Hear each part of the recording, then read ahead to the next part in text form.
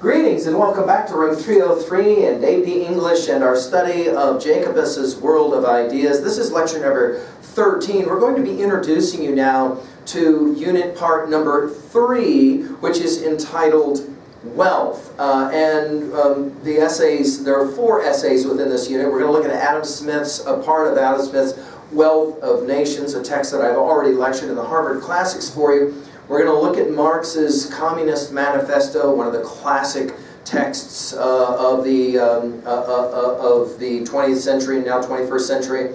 We're going to look at Galbraith's The Position of Poverty and Reichs, Why the Rich Are Getting Richer. Now, there are a few assumptions in this brief lecture.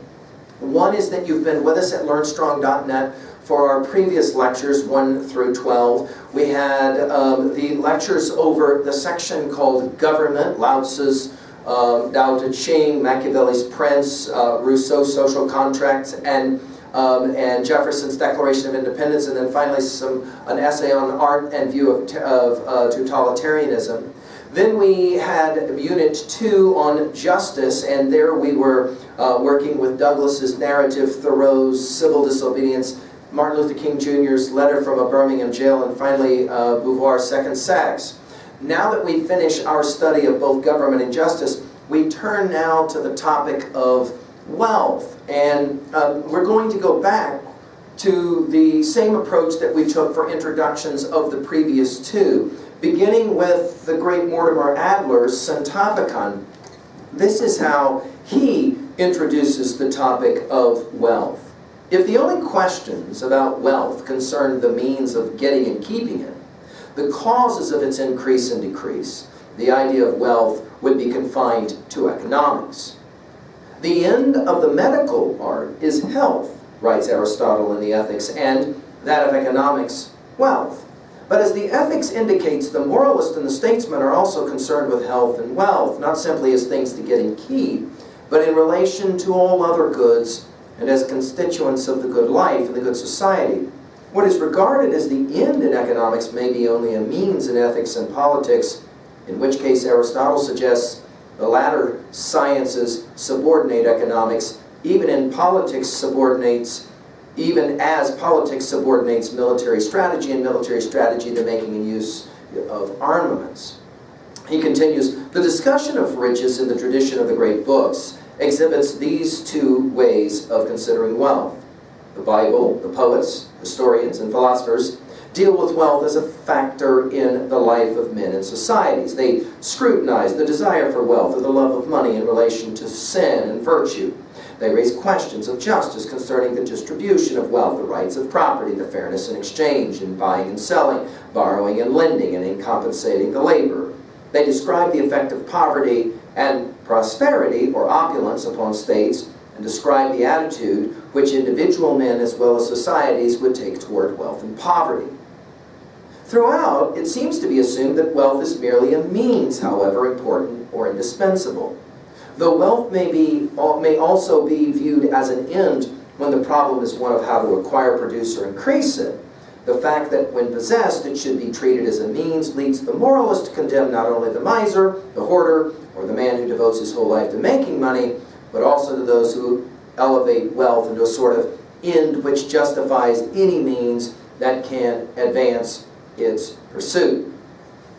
He continues, the other approach is that of the economist. And then he begins to talk about both Smith and Marx, and we will, of course, pay attention to both of those. Let's turn now to Jacobus and the introductory comments on wealth. I'm with you on page 188. Let's again be taking our notes. Again, we're going to work paragraph summary here, so make sure you've numbered each of the paragraphs. And let's just read through this as I did for the first 2 units, introductions as well. Ancient writers, notice that both Adler as well as Jacobus will begin chronologically.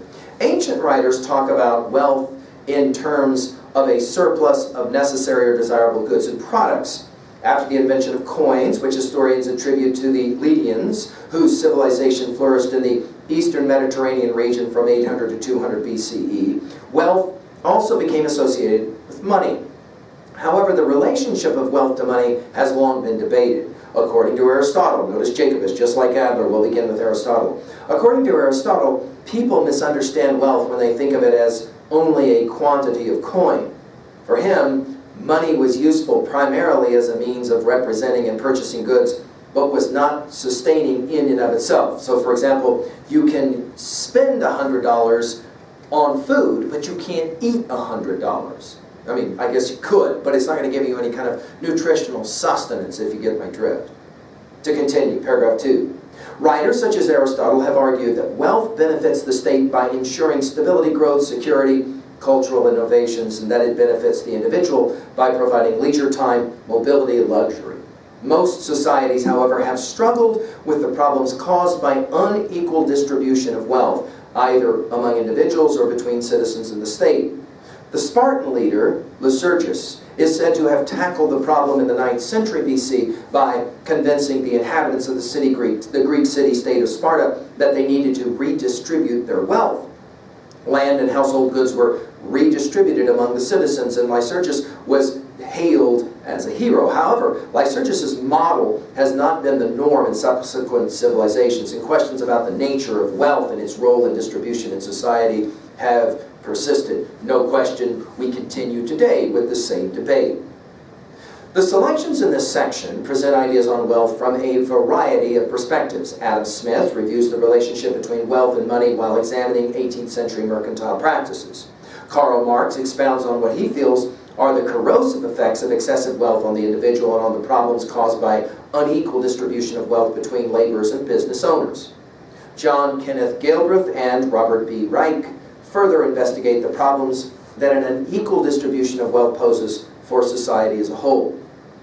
Now we're going to make some comments specific to each of those 4 writers. Adam Smith, in Of the Principle of the Commercial or Mercantile System, is interested in establishing what wealth is beyond his statement that wealth is power. For him, such a statement needed little examination. In the 1770s, his England was amassing considerable wealth, and the power the British nation wielded around the globe was so extensive as to be obvious to anyone.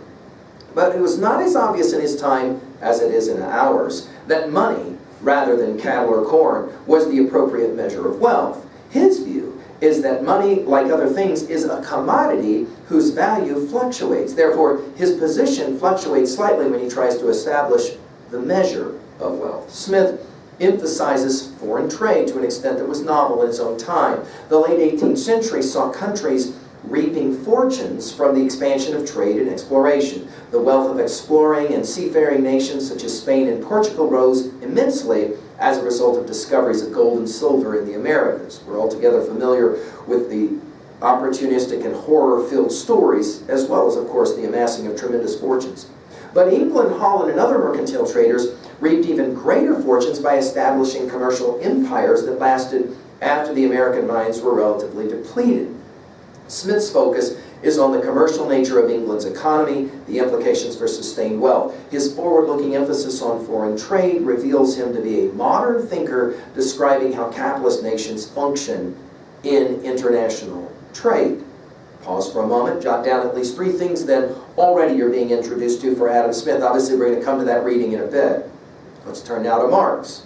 We mentioned Marx often in 303. Now we'll read some Marx. Karl Marx's Communist Manifesto clarifies the relationship between a people's condition and the economic system into which they live. Marx saw that capitalism provided opportunities for the wealthy and powerful to take advantage of labor. He argued that because labor cannot effectively sell its product, management can keep labor in perpetual economic bondage. We know a little bit about this notion of bondage and slavery from our study in the justice section, especially, of course, Douglas. Marx knew poverty firsthand, but one of his close associates, Friedrich Engels, who collaborated on portions of the manifesto, was the son of a factory owner and so was able to observe closely how the rich can oppress the poor. For both of them, the economic system of capitalism produced a class struggle between the rich, the bourgeoisie, and the laboring classes, the proletariat. We'll obviously have more to say about that, but go ahead and jot down quickly 3 things you want to already be reminded of in regards to Marx. Let's go to our third now offering. John Kenneth Galbraith's selection, The Position of Poverty, dates from the middle of the 20th century and addresses an issue that earlier thinkers avoided, the question of poverty. It is not that earlier writers were unaware that poverty existed, most mentioned it in passing, but their main concern was the accumulation and preservation of wealth. Galbraith, in his study of the economics of contemporary America, also focuses on wealth. The title of his most famous book is The Affluent Society of 1958. He, however, points towards something greater than the issue of attaining affluence. His concern is with the allocation of the wealth that American society has produced. His fears that selfishness and waste will dominate the affluent society have led him to write about what he considered the most important social issue related to economics, poverty and its effects. If Smith was correct in seeing wealth as appropriate subject matter for economic study, then Galbraith has pointed to the opposite of wealth as being equally worthy of close examination. Robert B. Wright, formerly a lecturer at Harvard University until he was appointed Secretary of Labor in the first Clinton administration, has taught courses in economics and published widely. His 1991 book, The Work of Nations, echoes the title of Adam Smith's 18th century masterpiece of capitalist theory, The Wealth of Nations. While Wright's views on labor are distinct from Smith's, his essay focuses on labor with the same intensity Smith brings to money. His views consider how worldwide economic developments will affect labor in the next decades. According to Wright, labor falls into three groups: routine workers, in-person servers, and symbolic analysts, each of which will fare differently in the coming years. And now to finish, most of these theorists agree that a healthy economy can relieve the misery and suffering of a population. Most agree that wealth and plenty are preferable to impoverishment and want. But some are also concerned with the effects of materialism and greed on the spiritual life of a nation. We think immediately of our comments regarding Wordsworth's "The world is too much with us late and soon." Go back and take a look at that on learnstrong.net if you've forgotten it. Galbraith sees a society with enormous power to bring about positive social change, the capacity to make positive moral decisions. But Galbraith, for all his optimism, reminds us that we have made very little progress in an area of social concern that has been a focus of thought and action for a generation. Now, we'll be obviously drawing on our previous studies, and so our assumptions will be that you've been working with us in AP, in the Learn Strong folder and the AP folder there. You've been working with us now for quite some time. You'll maybe remember that it was Thoreau who says in Walden, a man is rich in proportion to the things he can live without, right? Now, we're going to have some of these debates. I mentioned Wordsworth already, so notice I've already mentioned two what are often referred to as romantic thinkers in regards to this question of wealth and wealth accumulation, and of course the question of poverty, and of course wealth distribution, and all of those kinds of issues that are of course important. We're going to look at 4 essays now that will play that game, starting with Adam Smith's Wealth of Nations. Let's turn now to that study and enjoy that essay. Thank you.